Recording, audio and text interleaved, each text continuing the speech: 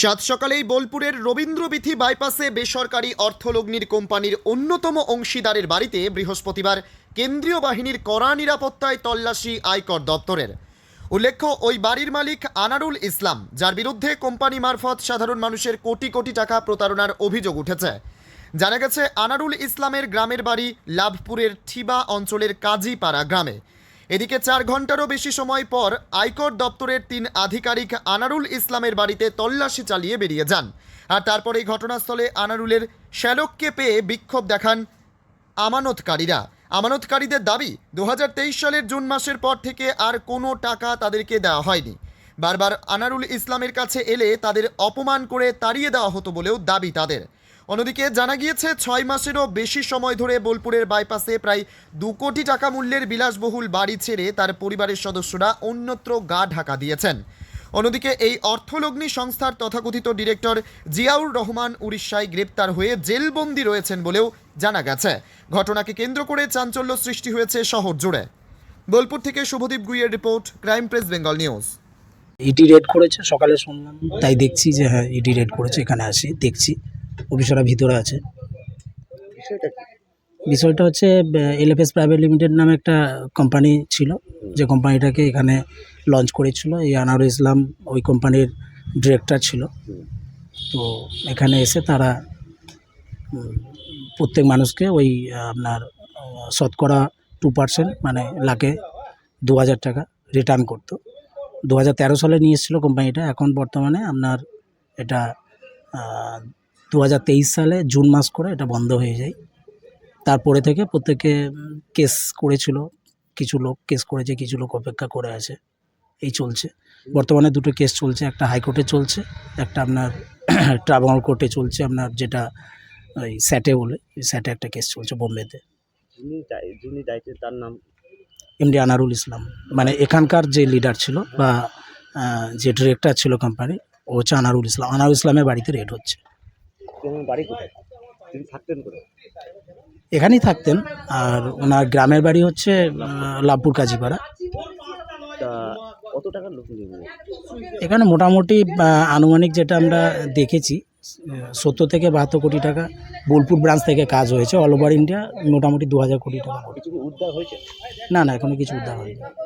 তোমার পরিচয়টা কি? আমার বলছে আমি একজন এখানকার মানে লগ্নি করার একজন। মানে তার মধ্যে তুমিও একজন এইভাবে করেছো? একদম। না, আমি সেটা বলতে রাজি নই এখন, তবে যাই হোক করেছে। চাইছোটা কি তাহলে তোমরা? আমরা যেটা চাই যে দোষীরা শাস্তি পাক, আর সমস্ত যারা টাকা লগ্নি করেছিল তারা টাকা রিটার্ন পাক। আরও কি কেউ জড়িত আছে কি? অবশ্যই জড়িয়ে আছে, না জড়িয়ে থাকলে এইভাবে একটা সিস্টেমকে চালিয়েছে কি করে? 2013 সাল থেকে সিস্টেমটা চলছে, 2018-19 সাল থেকে রমরমাভাবে চলছে। বহু নিউজ চ্যানেল, বহুজন এসে এখানে কাজ করেছে, ঠিক আছে? তাহলে এখানে জানা না জানা কিছু নেই, প্রত্যেকে এই ফার্মকে চিনত, ঠিক আছে? 2018 সালে এদেরকে এক্সপায়ার করেছিল। এটা এখন সেবি দাবি করছে। এখন সেটা বাকি ইনকোয়ারি করলেই বুঝতে পারবেন। আমার নাম আলিবুদ্দিন।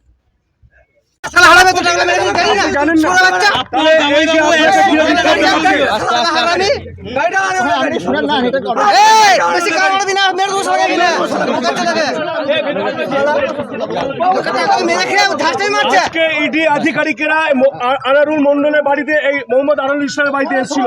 কি বললো আপনাকে? কি আমাকে কিছুই জিজ্ঞাসা করেনি। আমি কিছুই আনি, আমাকে জিজ্ঞাসাও করেনি কিছু। কেন এরা ইডি আধিকারিকেরা কেন এসেছিল? কেন এসেছিল? চোরদের নাম, হাজারটার নাম থাকে দাদা, কেন এসেছিল? মুসলিম নামে কলঙ্ক, মুসলিম নামে কলঙ্ক। তোরা তোদের চলে আমাদের মুসলিম জাতির কলঙ্ক তোদের নামে। মোহাম্মদ আনারুল চিটিং মাছ, শালা নামাজ পড়িস 5 ওয়াক্ত, তোর বাপ শালা এত বড় দেশ পড়ে, শালা আমাদের মুসলিম জাতির কলঙ্কিত হচ্ছে তোদের জন্য। শালা চুরি করে তোর বাপ কেন পাওনা বেতন নিল? বল পাওনা বেতন কেন নিল? আনারুল চোরের সম্পত্তিগুলো বল, জবাব দে আমাকে। শালা জামানতে পেয়েছি আমরা, খবর রাখি না? মনে হচ্ছে পালিয়ে গেছে তোদের সব, প্রত্যেকটা উপরে আমাদের কোয়েন্দা লাগানো আছে। জানি না কোথায় কি করে। ওখান থেকে সরো না, ওইটা একটা ফ্রেম এইদিকে এসো। শালা তার ঘর চুরি আছে, শালা খবর চলছে জিডি করতে এসে থানাতে। এই দিকটায় আয় না, শালা শুয়োরের বাচ্চা।